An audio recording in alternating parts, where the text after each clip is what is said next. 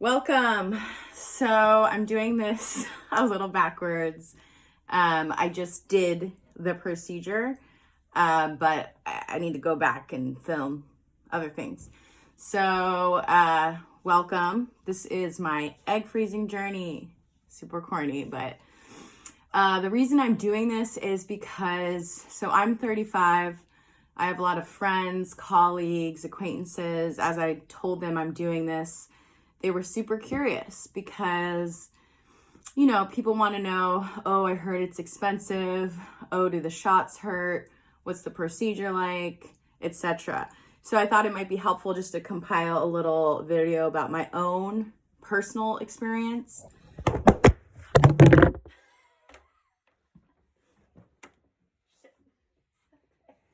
I mean, like, that type of shit should be in it.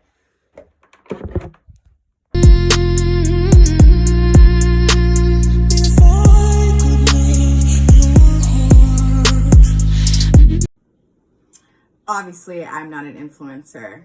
The reason I wanted to do this was to share my specific experience. I know I have people older than me, younger than me, colleagues, acquaintances, friends, asking like, oh, do the shots hurt? How expensive is it? Blah, blah, blah, blah, blah. So I'm just, sharing my story. That being said, disclaimer, I am an RN, but I'm no fertility specialist, no expert. So anything I say, take with a grain of salt. Fact check me, etc. So I turned 35 in December. I am acutely aware of how your fertility can really tank after 36. So I don't know if I want kids a few years down the line, but I love options. And being a nurse in the pandemic, I've been hustling quite a bit, but they've also been compensating me for that. So I was able to stow away some money, and I understand I am coming from a place of extreme privilege to be able to do this.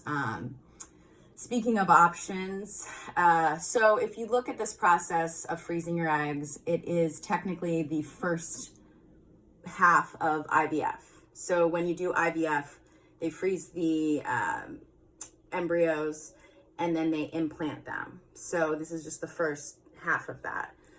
So you do have options. You can freeze just the eggs, which are a little more vulnerable. They've with technology, the freezing process is much more protective of them.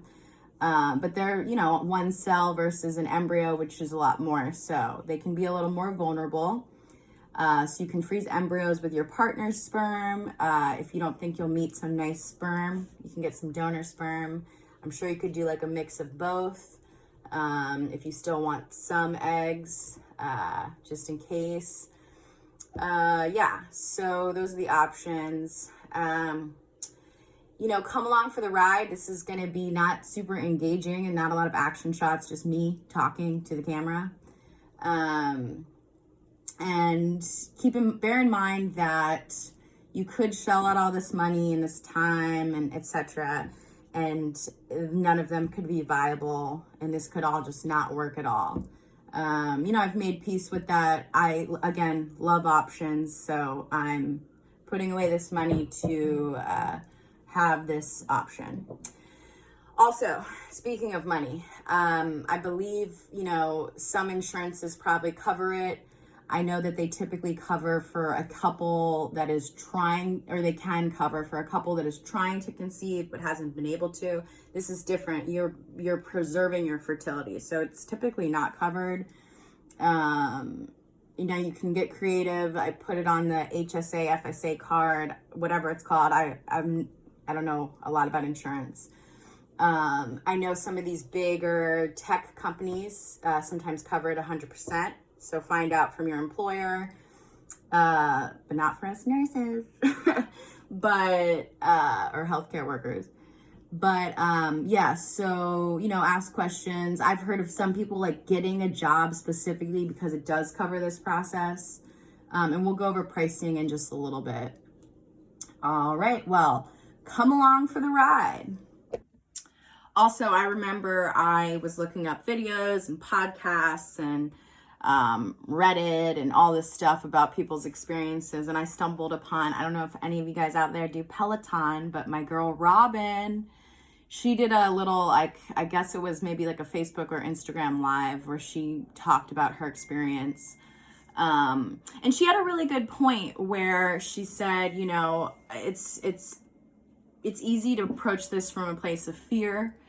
But she wanted to approach it from a place of joy, adventure, etc. She was like, I worked out the whole time. I think it was easier on my body because my core is so strong. Like a little eye roll, but gotta love her. Gotta love her. She's great. So yeah. Okay, so on the topic of pricing. Now don't compare what you paid, what you're going to pay. To me, everyone's situation is different. I know that like I said, some insurances cover it 100% or partially, or you know, so I really, really wanted to keep costs down as much as I could. I did a lot of research. I looked on Reddit. I listened to podcasts. I did all that stuff. And I was very, very close to actually doing the entire process in Puerto Vallarta, Mexico, but ended up doing it here in LA. So some people do like the medical tourism where they go, it's cheaper to do it in Switzerland or Mexico.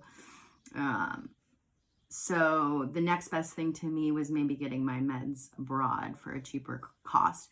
So when I was at the clinic, I was like, hey, psst, do you guys have a reputable pharmacy in Mexico that you work with? And they were like, in fact, we do. So I think it's kind of like you have to ask situation. Now, I don't know what the going rate is in the US. I think it's anywhere from like 3K maybe upwards of 7K. And that probably includes like the rest of the IVF meds for like the other part. So it just depends. I paid a little over 2K for my meds. So basically they sent the prescription to a pharmacy in Mexico City called Ferti Pharma. Then they FedExed in a cooler on ice the meds to a FedEx in Tijuana. I called them all week to make sure they had put it in the fridge, etc. And then honestly, I wish I had filmed this part. Like, this is the fun part. But then my boyfriend was working that day, so my brother was kind enough to drive me down. It's about 2 hours south of LA. It's much quicker to go on foot than go through the border crossing in car. So we parked on the American side. We walked over the border. We got a taxi to the FedEx, picked up the meds, got some tacos and a beer, and then took an Uber back to the border. And then I got to go through customs with a big cooler full of meds. But they're legal on both sides. I had the printed prescriptions. Everything was printed out. It was prescribed by an American doctor, if that matters. And it wasn't super nerve-wracking. We got him across and then came home.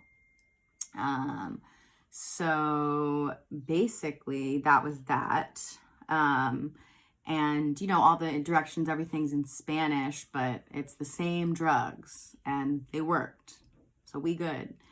Let's see. This is kind of a little Sharpie on paper, of the breakdown. So the meds themselves were a little over 2K. The procedure, and I'll do a screenshot of the actual things that included like blood work, ultrasounds,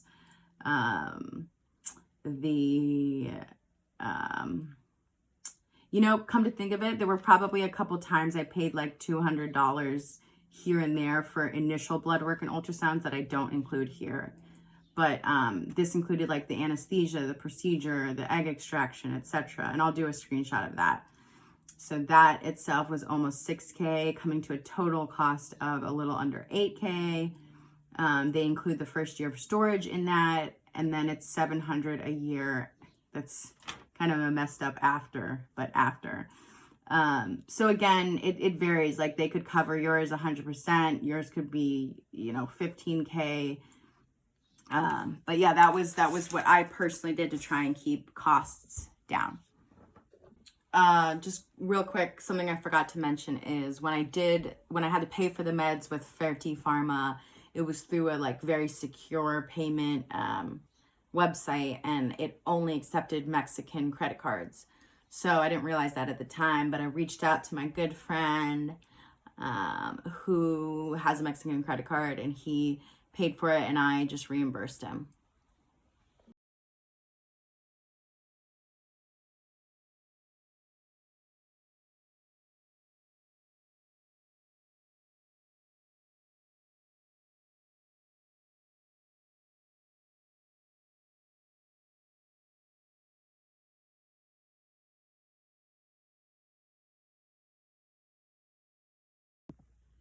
Oh, look at those bags under those eyes. It was a long medical Monday in the ER. Am I right? I'm starting the injections. I had my doctor's appointment today. I didn't realize I was going to start tonight, so I didn't bring them with me to work. So starting a couple hours too late, but we'll get on the right foot tomorrow. Okay. So this is Gonal F, and then Maripur or Menopur. It depends on what regimen you go with, but this is what my doctor's prescribing me. But they are two naturally occurring hormones in the body, follicle stimulating hormone and luteinizing hormone. Basically trick your ovaries into, instead of releasing or growing just one egg to release, they make all the eggs come to maturity that are in the little follicles in your ovary. So here we go. Okay, starting with the pen. Now, what you're supposed to do is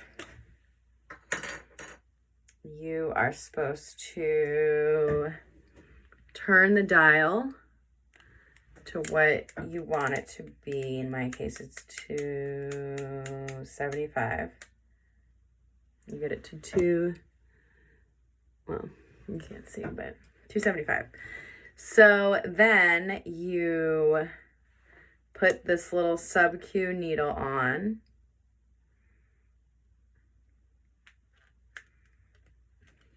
Okay. There we go. And I've thoroughly washed my hands. Then you take this off. And there's this little green thing. It has a little drop on the very top. You want the drop to be there. We are at 275. You take this off. Okay. Now I got a stool here, so I can show you. You take, well, you're not supposed to really wave a sharp around, but it's okay. So then you can either do your thighs or your belly. Move the injection site around so that you don't have a lot of irritation. Again, these are sub-Q, so beneath the skin, just beneath the skin. Clean it really well with an alcohol swab. And then you pinch the skin so you can get it nice and taut. 90 to 45 degree angle, I believe. In. So light, can't even feel it. And there it is. It's inside me now. And then, this is cool. Since I went to Mexico, I had to make my own Sharps container, complete with the logo. Little detergent bottle. Definitely want a Sharps container.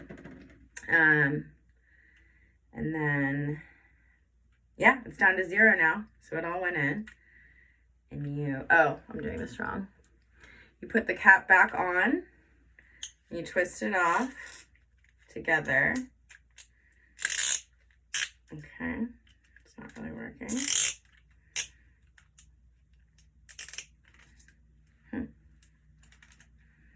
One second. Oh, okay. There we go. And then you drop it in, and you're done.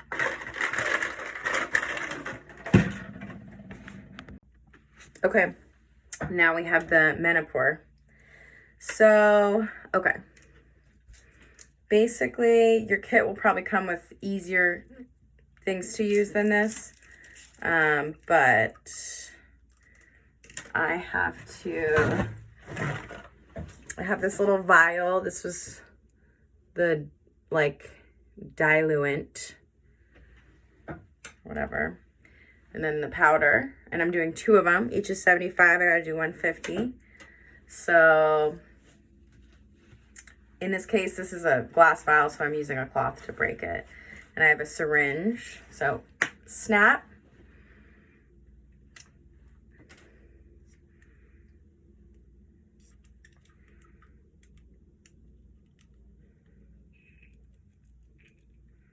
Now they told me to put 1 ml in each, or like half an ml in each thing. So that's what I'm gonna do.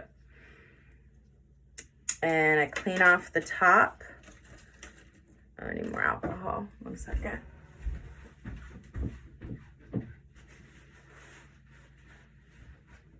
Okay. I'll clean off the top of each of the vials with an alcohol swab. More waving around sharps. Okay. There we go. And now I'm going to put half an ml of the mixture in each. Okay.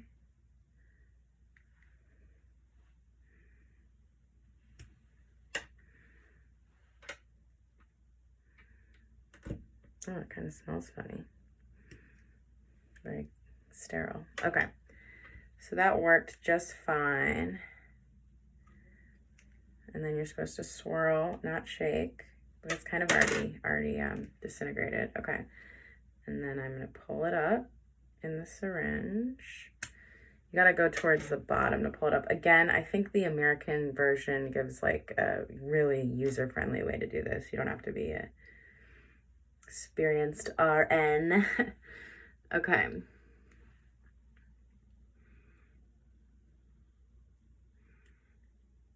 Okay. And then get all the air bubbles out.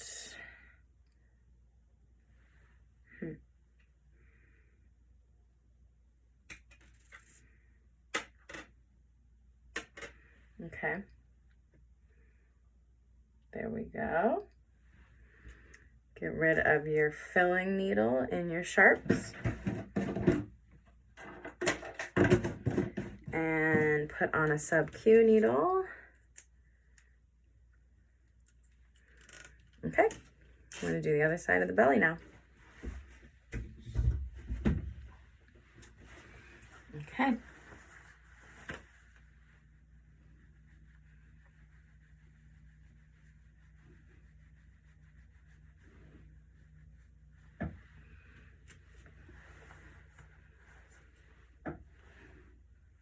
It's kind of hard to see. Okay. Pinch the skin.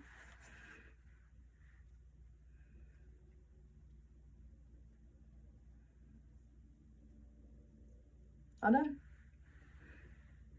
It's not bad. It's really not bad. I felt that one. The other one I could barely feel, but not bad. Okay.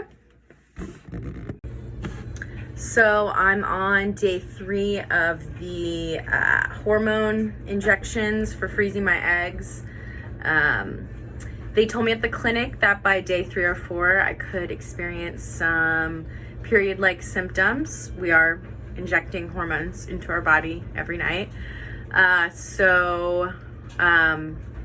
It can be headache, which you can take Tylenol for, some bloating, fatigue, cramping. So today, all day, I've felt pretty good. Just this evening, maybe the whisper of a headache and some like lower back pain that you get when you get your period, that some people get. 1 out of 10. It's not bad. So I'm feeling good. We'll see how tomorrow goes. And basically, so your ovaries are being stimulated and growing. They go from the size, they're typically like 1 inch. During this process, they can get as big as 4 to 5 inches.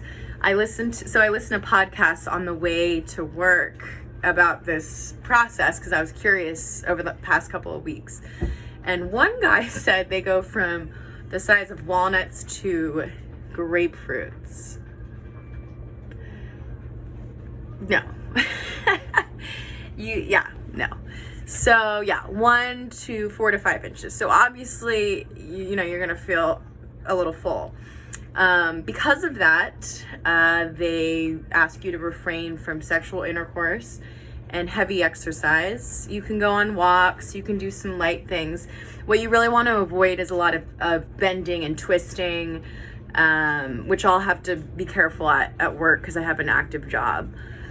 But the concern there is something called ovarian torsion, which is a medical emergency. If it's not treated quickly enough, you can lose your ovary. Basically, the ovary twists around itself and cuts off the blood flow. Now, you would know, it's incredibly rare, but you would know that you were having it based on sudden severe pain in your lower abdomen, maybe some nausea and vomiting. So it's amazing how the body's always speaking to us, so always listen to it.